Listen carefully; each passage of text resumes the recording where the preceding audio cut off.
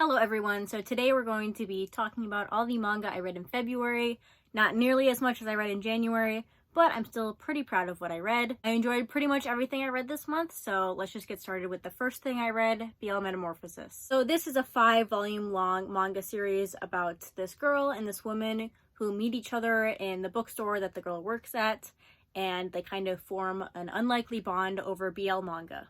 So this manga deals a lot with loneliness since this girl doesn't have very many friends, and the woman, her husband has died, so she's kind of lonely, and they just form this friendship that kind of helps them with the feeling of not fitting in and not knowing where you belong, especially with the girl. So this is a really wholesome series, so I feel weird talking about things like this when I don't completely love them. I did really like this, but to me it kind of felt like it lacked direction, or it felt like it went in a weird direction like halfway through. It wasn't like bad, it's just, it felt like it lacked direction, and then the author realized what they wanted to do with it and then went that way, but it doesn't feel like a whole cohesive plot line. It doesn't feel like that plot idea was there in the beginning, which isn't necessarily a bad thing, but it was noticeable to me. And I do feel like that plot point or the overarching plot or whatever was kind of rushed at the end. So yeah, I did really enjoy this, and again, anytime there's a series like this where it's just like completely wholesome and there's no reason for me not to like it, it feels weird when I have like negative things to say about it. Obviously the story is great. I just don't think I completely fell in love with it like a lot of people have, but I do think it's really good and I did enjoy my time reading it. The next manga I read was Children of the Sea, so I read all 5 volumes you can see behind me. You can tell how long I've had a manga by the amount of cat hair that comes off of it when I pull it off the shelves. I've had this manga for a really long time. So this story is very hard to describe, but basically it's about this girl who meets these 2 boys who come from the sea, and who are really attached to the sea. In fact, they kind of need the sea to survive. If they're out of the ocean, then their skin dries up and they just get unhealthy and sick. And then from there it gets kind of abstract and non-linear. The storytelling skips between times a lot without really saying, like, here's when this took place, here's when this took place. And it's very surreal, especially all the scenes in the ocean. You really don't know what's happening sometimes. And there is some body horror in this, which I was not expecting. I personally like seeing body horror in manga, which sounds weird, but I was not expecting it in this, and it is there. But basically the story kind of explores how life is connected through the ocean, and it goes through these different like creation myths throughout different cultures and shows how they all kind of have something to do with the ocean, or the ocean bringing forth both life and death. And all of that through a very surreal storytelling. The art is very surreal at times. And yeah, I didn't always know what was happening when I was reading this, but I did really enjoy it pretty much the whole time. I really liked seeing what the author did with the kind of life and death motif, and how one thing like the ocean can represent both simultaneously. So there's several points in here where it's mentioned that the ocean is full of life. It's life-bringing for many, many species, fish, other animals, stuff like that. But for humans and for other animals, it's just instant death. And so it's kind of beautiful and scary. So anyway, the story is really weird. It's not straightforward at all, but I did really enjoy it. I liked reading it and kind of trying to figure out what was happening with the surreal art. So if any of that sounded interesting to you, then I would encourage you to pick it up. I'm not sure how easy this manga is to find. I bought this a long time ago, so I don't know if it's still being stocked regularly. I don't know. I don't think I've ever heard anyone else talk about the manga. I've heard people talk about the anime movie, but not the manga. Anyway, so that's that. The next thing I read this month was A Man and His Cat Volume 5.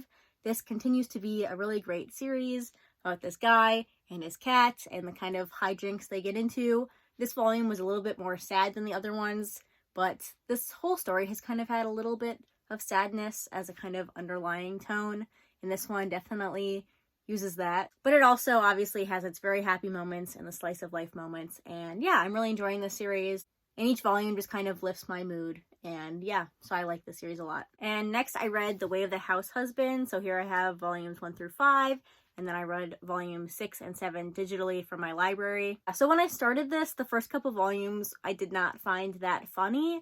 I liked some parts, but most of it I was just like, okay, I get the joke, but it's not that funny. But then as we get through like volume 5, 6, and 7, then it gets really funny.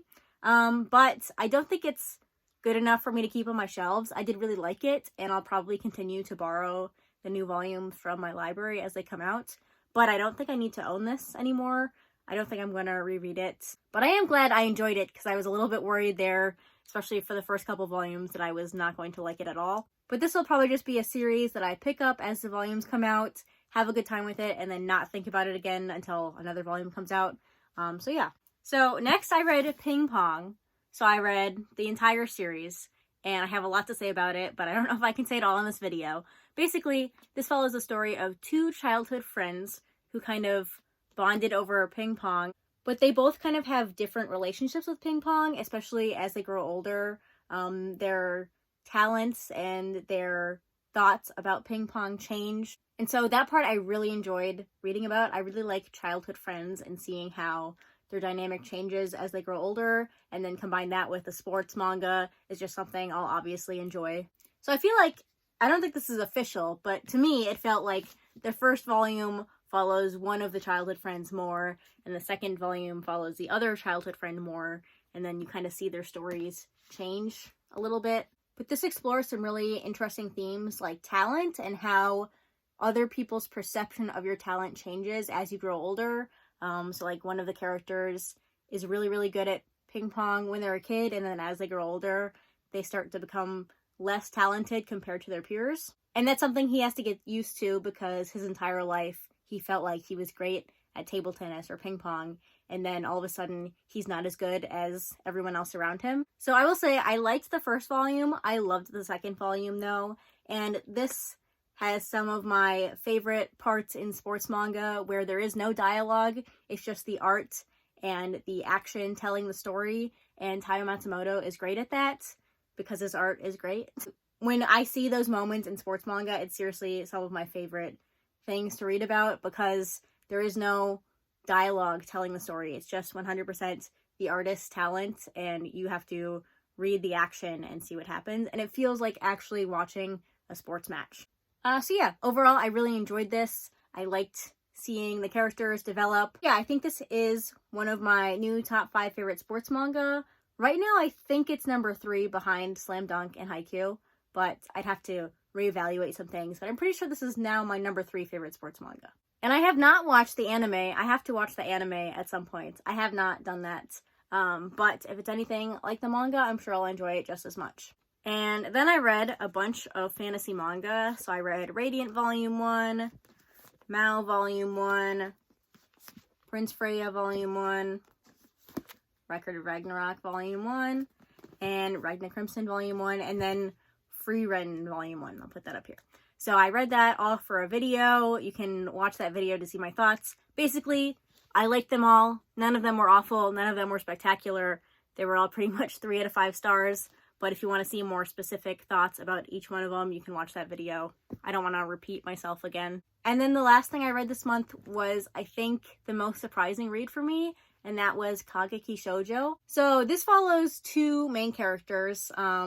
This first girl is very, happy-go-lucky. She comes from a really small town, and she's just very happy to be where she is. And then this other girl who's really quiet and serious, and she is technically famous. She was an idol. So they both go to the school for young actors or aspiring actors, and it just follows their story from there. So I thought this was just going to be a fun story about these characters going through this actor school, but actually it's way deeper than that. This explores a lot of really serious topics that are present in the actor industry, if you want to call it that. There's sexual assault in here. There's eating disorders discussed in here pretty heavily. There's also discussions of stalking and child abuse. So I feel like those are really important topics to be discussing in something like this, where you're showing girls who want to be actresses, because those things do happen in real life, and I just wasn't expecting to find it in the series, but I'm really glad they went and talked about it. Other than that, it's really a story about friendship, the friendship between these two, and I like both of the main characters. The main girl is a lot more fun, but the other character has a lot to bring to the table as well. She's really interesting to read about, and she has a reason for why her personality is the way it is. And yeah, so I loved pretty much everything about this. It is really funny at some points, but then it does do the serious topics in a way that I felt was well done. So yeah, overall I really enjoyed this series, and I'm excited to get to the next part in the series. I know it follows the same characters, I believe.